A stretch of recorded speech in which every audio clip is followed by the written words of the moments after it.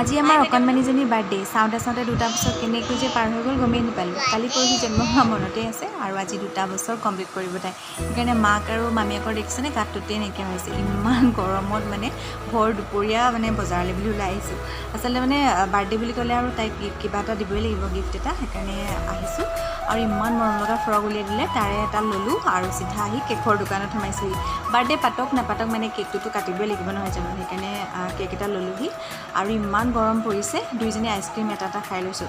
আৰু তাতে বহুত দিনৰ মূৰত লগৰ এগৰাকীকো মানে লগ পালোঁ, খুব ভাল লাগিলে তাইৰ লগতো কথা পাতি, বহুত দিনৰ মূৰত লগ পালোঁ। আৰু কেকটো লৈ আমি ৰখি থকা নাই আৰু দেই, চিধা ঘৰলৈ বুলি গুচি আহিলোঁ, নহ'লে কেকটো মানে যিহে গৰম পৰিছে বজাৰতে গলি যাব। সেইকাৰণে চিধা ঘৰলৈ আহিলোঁ। আৰু এইফালে আমাৰ ছোৱালী স্কুলৰ পৰা আহিলে আৰু এতিয়া বাৰ্থডে যা যোগাৰ কৰোঁগৈ দেই, দেৰি হৈছে। আৰু আপোনালোকে যদি বাৰ্থডে ব্লগ চাব বিচাৰে তেনেহ'লে চেনেলটো ছাবস্ক্ৰাইব কৰি ল'ব। আজিলৈ আহোঁ, বাই।